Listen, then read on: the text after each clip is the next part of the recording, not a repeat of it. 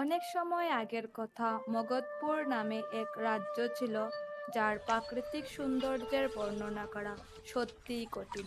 চারদিকে সবুজে ভরা বন, কলকল শব্দে বয়ে চলা নদী, আর বাতাসে ভেসে বেড়াতো ফুলের মিষ্টি সুগন্ধ।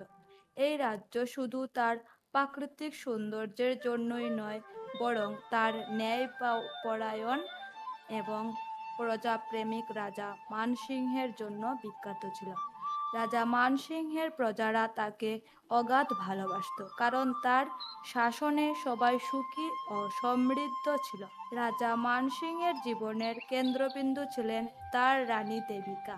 তাদের প্রেম এমন ছিল যে দূর দূরান্তের রাজ্যেও তার উদাহরণ দেওয়া হতো। রাজা দাসীকে জিজ্ঞেস করলেন, রানী কোথায়? দাসী বলল, কি বার্তা আছে মহারাজ? রানী সাহেবা তার সখীদের সঙ্গে দেখা করতে গেছেন। তিনি শীঘ্রই ফিরে আসবেন, আপনি চিন্তা করবেন না। রাজা বলেন, যাও, তাকে আমার বার্তা দাও যে তার রাজা তার অপেক্ষা করছে। তাকে বলো যে সে দ্রুত ফিরে আসে। এই প্রেম ও সুখের পরিবেশে ধীরে ধীরে সময় নিজের গতিতে চলতে লাগলো। একদিন রাজবৈদ্য প্রাসাদে এসে শুভ সংবাদ জানালেন, মহারাজ, শুভ সময় এসে গেছে, রানী দেবিকা গর্ভবতী। এই সংবাদ পুরো রাজ্যে আনন্দের ঢেউ এনে দিল। রাজা বলেন, অদ্ভুত, এই সংবাদ তো আমার জীবনের সবচেয়ে বড় সুখ। অবিলম্বে ঘোষণা করো, দরিদ্রের জন্য ভাণ্ডার খুলে দেওয়া হোক এবং স্বর্ণমুদ্রা বিতরণ করা হোক। এই 9 মাস রাজা নিজেকে সম্পূর্ণভাবে রানীর সেবায় উৎসর্গ করে দিলেন। রাজা দাসীকে বললেন, দাসী, নিশ্চিত করো যেন রানীর কোনো ধরনের কষ্ট না হয়। এই 9 মাস তিনি রানীর সেবাতেই কাটিয়ে দিলেন। রানীর ছোট ছোট ইচ্ছা তিনি পূরণ করতেন। রাজা ও রানী দুজনেই তাদের আসন্ন সন্তানের জন্য শত শত সুন্দর স্বপ্ন বুনতে লাগলেন। রানী বলেন, স্বামী, আমার মনে হয় আমাদের সন্তান আমাদের প্রেমকে নতুন রূপ দেবে। আমি কত সৌভাগ্যবতী যে আপনার মতো গভীর প্রেম পেয়েছি। রাজা বলেন, দেবিকা, তুমি শুধু আমার রানী নও, তুমি আমার জীবন। আমি শুধু চাই তুমি আমার সন্তান দুজনেই নিরাপদে থাকো। আমাদের এই ছোট পৃথিবী এখন পূর্ণ হতে চলেছে। অবশেষে সেই সময়, অবশেষে সেই শুভ মুহূর্ত চলে এলো। সারা প্রাসাদে মঙ্গল গান গাওয়া হলো এবং রানী দেবিকা এক অত্যন্ত সুন্দর কন্যা সন্তানের জন্ম দিলেন। নবজাতক কন্যার মুখমণ্ডল ছিল চাঁদের মতো উজ্জ্বল, কিন্তু বিধাতার ইচ্ছা যেন অন্য কিছু ছিল। কন্যা সন্তানের জন্ম দেওয়ার কয়েক মুহূর্ত পরই রানী দেবিকা স্বাস্থ্য হঠাৎ খারাপ হয়ে গেল। প্রাসাদের আনন্দের ঢেউ মুহূর্তেই গভীর সুখ ও কান্নায় পরিণত হলো।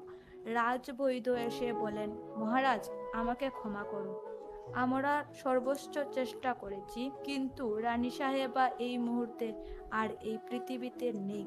মহারাজ চিৎকার করে উঠে বলেন, মিথ্যা, এটা মিথ্যা। দেবিকা, আমার দেবিকা আমাকে ছেড়ে যেতে পারে না। তুমি কিভাবে বলতে পারো? সে তো সবে মা হয়েছে। আমার পৃথিবী উজাড় হয়ে গেল, আমি তাকে ছাড়া কিভাবে বাঁচব? রাজা মানসিংহের দুঃখ এত গভীর ছিল যে তিনি বুধ বুদ্ধি ও সংযোগ হারিয়ে ফেলেন। তার প্রেম ধীরে ধীরে তীব্র সুখ ও অপরাধ বোধে পরিণত হলো। তার মন এই অসহনীয় যন্ত্রণার কারণ খুঁজতে লাগলো, আর তার দৃষ্টি গিয়ে পড়ল সেই নবজাতক কন্যার উপর।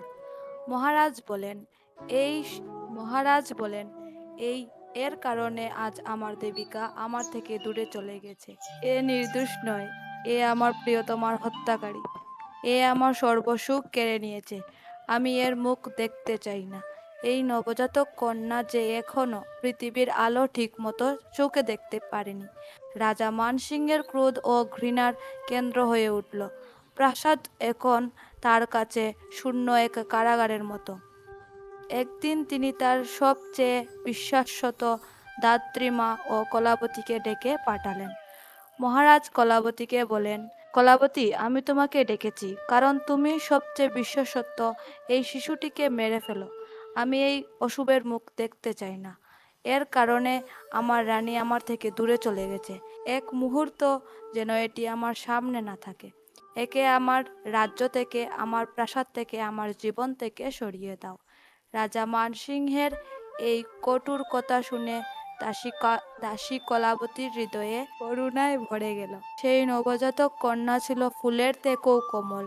কলাবতী কাপা কণ্ঠে বলল, মহারাজ, হে রাজন, শান্ত হন। আপনি এত বড় অধর্ম করবেন না। এই শিশু নির্দোষ। এর কি দোষ? আপনি গভীর সুখে আছেন, তাই আপনি সঠিক ভুলের বিচার করতে পারছেন না। ভাবুন, এই শিশুটি আপনাকে মায়ের মৃত্যুর সুখ দিতে আসেনি, বরং আপনার বংশকে এগিয়ে নিয়ে যেতে এসেছে। আপনি যদি একে হত্যা করেন, তাহলে আপনার মাথায় এক নিরপরাধ শিশু হত্যার পাপ লাগবে। তখন আপনার আত্মা কখনো শান্তি পাবে না। রানী দেবিকার আত্মাও এটা দেখে কখনো মুখ খুশি হবেন না। মহারাজ, আমি এই শিশুকে হত্যা করতে পারবো না। আমাকে অনুমতি দিন। আমি এই রাজকন্যাকে লালন পালন করব। সে এই প্রাসাদে থাকবে, কিন্তু আমি তাকে আপনার চোখের আড়ালে রাখব। আপনি এই শিশুটির জীবনের উপর এত বড় অন্যায় করবেন না। কলাবতীর এই হৃদয়স্পর্শী কথা ও যুক্তি শুনে রাজা মানসিংহের ক্রোধ কিছুটা শান্ত হলো। তিনি অনিশ্চয় মাথা নাড়লেন। রাজা বলেন, ঠিক আছে কলাবতী, আমি তোমার বিশ্বসত্তার সম্মান করি। তুমি তাকে লালন পালন করো, কিন্তু তাকে আমার চোখের সামনে আনবেন না। আর আজ থেকে তার নাম হবে অভাগিনী। সে এই প্রাসাদের জন্য এবং আমার জীবনের জন্য শুধু দুঃখ ও অশুভ নিয়ে এসেছে। রাজা দ্বারা ত্যাগ করা হলেও দাসী কলাবতীর স্নেহে রাজকুমারী অভাগীর লালন পালন শুরু হলো। কলাবতী তাকে নিজের মেয়ের মতো করে বড় করলেন। অভাগিনী প্রাসাদেই থাকতো, কিন্তু তাকে কোনো রাজকুমারীর মতো সুখ সুবিধা বা সম্মান দেওয়া হতো না। রাজা মানসিংহ তাকে সম্পূর্ণভাবে ভুলে গিয়েছিলেন। রাজা মানসিংহ বলেন, ও অভাগিনী, তুমি কি করছো? এই মেঝেটা এখনো পরিষ্কার হয়নি। তুমি তুমি তো সত্যিই এক দুর্ভাগ্যা মেয়ে। তাড়াতাড়ি কাজ শেষ করো। অভাগী বলছে, জি, আমি এক্ষুনি করছি, আমার ভুল হয়ে গেছে। রাজা মানসিংহের তিরস্কার ও অপমান ছিল তার প্রতিদিনের জীবনের অংশ। অভাগিনী নিজের নিয়তিকে নীরবে মেনে নিয়েছিল। তার স্বভাব ধীরে ধীরে শান্ত ও সহনশীল হয়ে উঠেছিল। কিছু সময় পরে রাজা মানসিংহের মন্ত্রী ও শুভানন্দীরা তাকে পুনরায় বিবাহ করার পরামর্শ দিলেন। মন্ত্রী বলেন, মহারাজ, এখন সুখের সময় শেষ হয়েছে। রাজ্যের স্থিতিশীলতা এবং ভবিষ্যৎ বংশধরের জন্য আপনাকে পুনরায় বিবাহ করা উচিত। এটি রাজ্য কল্যাণের জন্য প্রয়োজনীয়। রাজা কিছুক্ষণ চিন্তা করে বললেন, আমি বুঝতে পারছি। ঠিক আছে, তোমরা একটি উপযুক্ত কন্যার সন্ধান করো।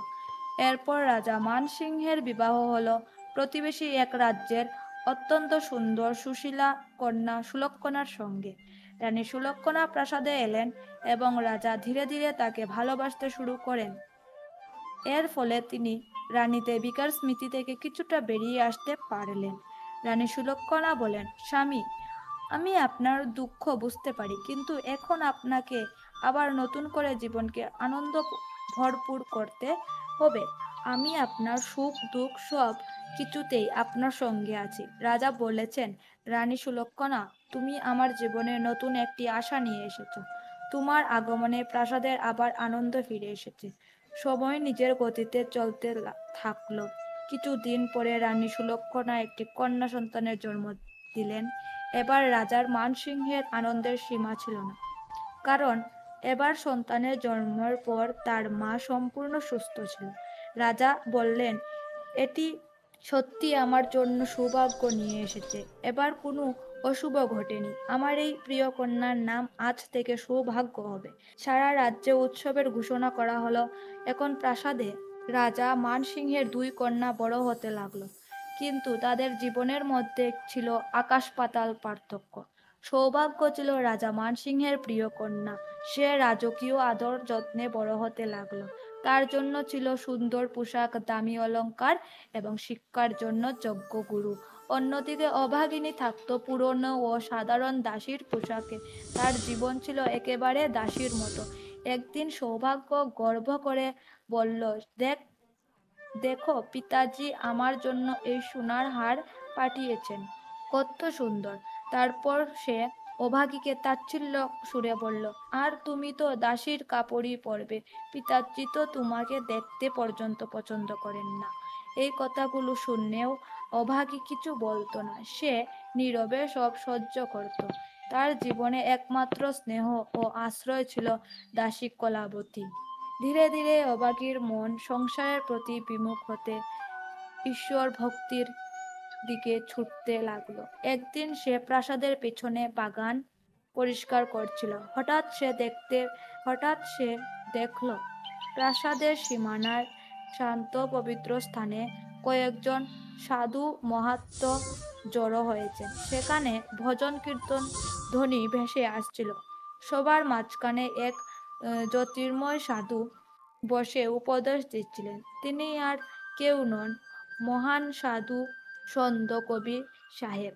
অভাগীর হৃদয়ে এক অদ্ভুত শান্তি অনুভব হলো। সে কাজ ফেলে চুপি চুপি সেই সভায় গিয়ে এক মনে বসে পড়ল। কবি সাহেব তার দোয়া ও বাণীর মাধ্যমে এই জগতের নশ্বরতা, ঈশ্বরের একত্ব এবং কর্মের গুরুত্ব সম্পর্কে উপদেশ দিচ্ছিলেন। অভাগীর জীবন প্রথমবারে এত গভীর শান্তি অনুভব করলো। সে মনে মনে ভাবল, এ কেমন আশ্চর্য জ্ঞান! এই পৃথিবীর সুখ দুঃখ সবই ক্ষণস্থায়ী। আসল সমপাদ্য অন্তরের শান্তি ও সৎকর্মে রয়েছে। এরপর থেকে প্রতিদিন সুযোগ পেলেই সে ওই মচে যেত এবং কবির সাহেবের ভজন ও উপদেশ শুনত। এই শিক্ষাগুলো ধীরে ধীরে তার হৃদয়কে জ্ঞানী, শান্ত এবং স্থির করে তুলল। কিছুদিন পরে রাজসভায় মন্ত্রীরা অভাগীর বিয়ের প্রসঙ্গ তুললেন। মহারাজ, আপনার জ্যেষ্ঠ কন্যা অভাগী এখন বিবাহযোগ্য হয়ে উঠেছে। রাজ্য পরিবারের নিয়ম অনুযায়ী তার জন্য একটি উপযুক্ত পাত্র খুঁজে বের করা উচিত। রাজা বললেন, আমি এ বিষয়ে রানী সুলক্ষণার সঙ্গে আলোচনা করব। যখন রাজা এ বিষয়ে রানীর সঙ্গে কথা বলেন, তখন রানী সুলক্ষণা বলেন, মহারাজ, যদি আপনি অভাগীর জন্য পাত্র খুঁজতেই চান, তবে এমন কাউকে খুঁজুন যে অন্ধ, খুড়া বা খুবই দরিদ্র। সে তো জন্ম থেকেই অশুভ। তার কারণেই আমাদের প্রিয় রানী দেবিকা মারা গিয়েছিলেন। সে যেখানেই যাবে সেখানেই দুর্ভাগ্য নিয়ে যাবে। তাকে কোনো ভালো করে পাঠানো প্রয়োজন নেই, বরং আগে থেকে তার বিয়ে এমন কারোর সঙ্গে করে দিন যে অন্ধ, ল্যাংড়া বা খুব দরিদ্র। রাজা কিছুক্ষণ ভেবে বলেন, হ্যাঁ, তুমি ঠিক বলেছ। যদি অভাগী কোনো ধনী বা রাজপুত্রের বিয়ে করে, তবে সেই রাজ্যেও দুর্ভাগ্য নেমে আসবে। মহারাজ পণ্ডিতকে বললেন, যাও, তার জন্য কোনো অন্তত দরিদ্র এবং সম্ভব হলে শারীরিকভাবে অক্ষম ছেলেকে খুঁজে আনো। রাজপণ্ডিত এ সিদ্ধান্তে বিস্মিত এবং দুঃখিত হলেও কিন্তু রাজ আজ্ঞা অমান্য করতে পারলেন না। তিনি পাত্র খুঁজতে বের হলেন। একদিন তিনি একটি ছোট শহরের বাইরে এক ভিখারিনীকে দেখলেন। তার একটি ছেলে ছিল, তার নাম দয়ালু। সে জন্ম থেকেই অন্ধ ছিল। মা ছেলে দুজনেই ভিক্ষা করে জীবিকা নির্বাহ করতেন। পণ্ডিতের মনে হলো, রাজা যেমন চান ঠিক তেমনি একটি পাত্র পাওয়া গেছে। তিনি ভিখারিনীকে বললেন, মা, তুমি কি তোমার ছেলেকে বিয়ে দিতে চাও? আমি একটি ভালো সম্বন্ধ নিয়ে এসেছি। ভিখারিনী অবাক হয়ে বলল, পণ্ডিতজি, আপনি কেমন কথা বলছেন? আমার ছেলে তো অন্ধ, তাকে কে নিজের মেয়ে দেবে? আমরা তো নিজেরাই কষ্টে দিন কাটাই। পণ্ডিত বললেন, শুনো, তোমার ছেলের জন্য কোনো সাধারণ সম্বন্ধ নয়। রাজা মানসিংহের মেয়ের সঙ্গে তার বিয়ের প্রস্তাব এসেছে। ভিখারিনী অবাক হয়ে গেল। রাজা মানসিংহের মেয়ে? পণ্ডিত বলেন, হ্যাঁ, যদি এই বিয়ে হয় তবে তোমাদের ভাগ্য বদলে যাবে। ভিখারিনী সঙ্গে সঙ্গে রাজি হয়ে গেলেন। রাজা মানসিংহের কোনো ধুমধাম বা রাজকীয় আচার ছাড়াই তার জ্যেষ্ঠ কন্যা অভাগিনীর বিয়ে সেই অন্ধ দরিদ্র ছেলে দয়ালুর সঙ্গে দিয়ে দিলেন। রাজা তাকে দহেজ হিসাবে একটি মুদ্রাও দিলেন না, কোনো অলংকার বা পোশাকও দিলেন না। এ বিয়ে রাজার কাছে কেবল অভাগীর থেকে মুক্তি পাওয়ার একটি উপায় ছিল। এর কিছুদিন পর রাজা তার ছোট মেয়ে সৌভাগ্যের বিয়ে এক ধনী, সুদর্শন ও প্রতাপশালী রাজপুত্রের সঙ্গে অত্যন্ত ধুমধামে বিয়ে দিলেন এবং তাকে লাখ লাখ টাকা দহেজও দিলেন। এরপর দুই বোন নিজ নিজ শ্বশুরবাড়ি চলে গেল।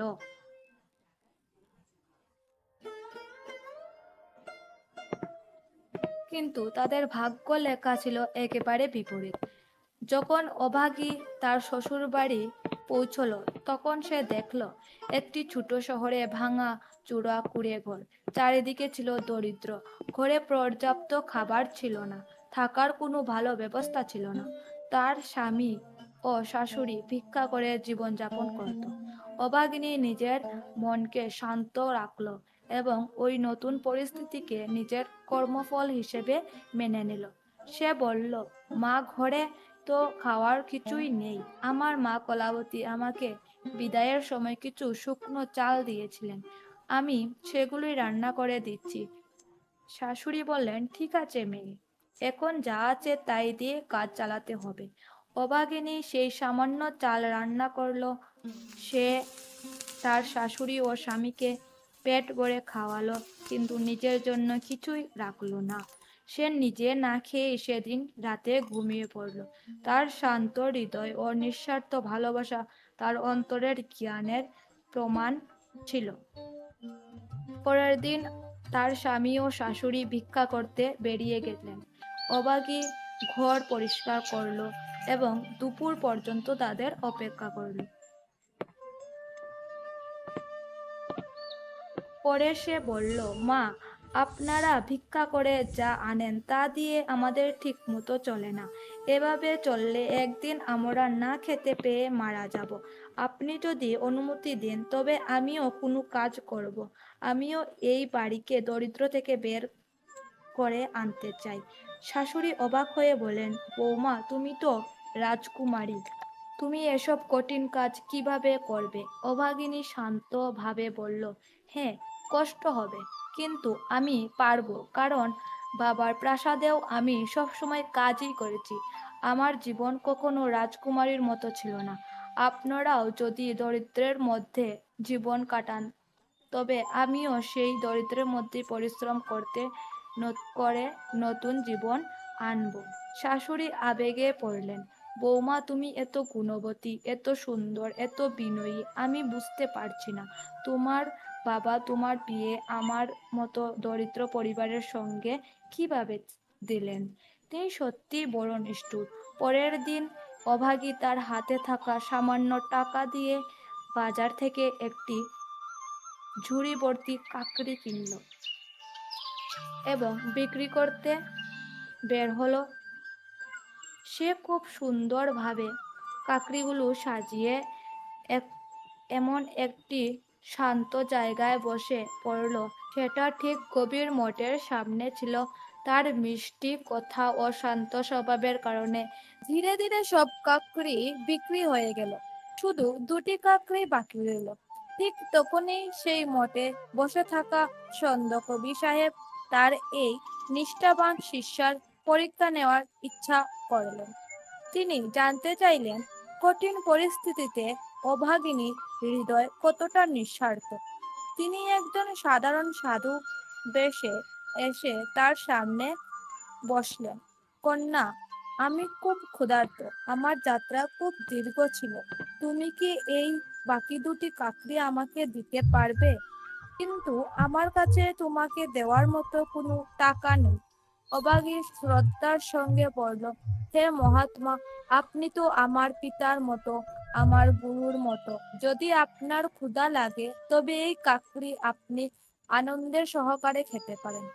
আমার টাকার প্রয়োজন নেই। আমার পিতা তো আমাকে ভালোবাসতেন না।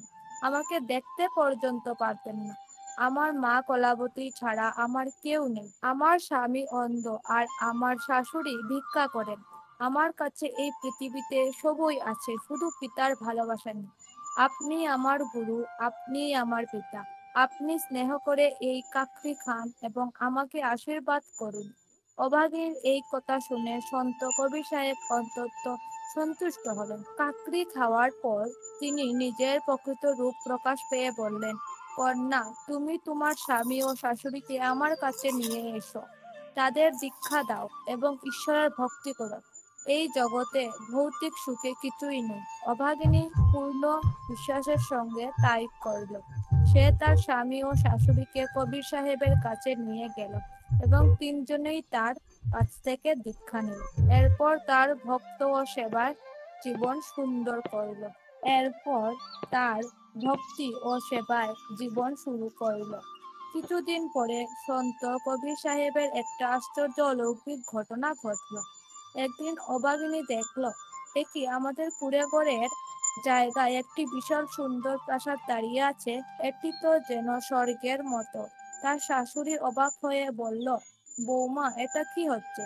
আমরা কি স্বপ্ন দেখছি?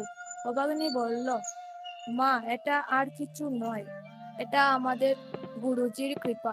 ঠিক তখনই তার স্বামী দয়ালু সেখানে এলো, কিন্তু এবার সে আগের মতো ছিল না। তার চোখে আলো ছিল। সে আনন্দে বলল, দেখো, আমার চোখ ফিরে এসেছে, আমি দেখতে পাচ্ছি। এই দৃশ্য দেখে অবাগী আনন্দে কেঁদে বলল, সে হৃদয় থেকে বারবার সন্ত কবি সাহেবকে ধন্যবাদ জানাতে লাগলো।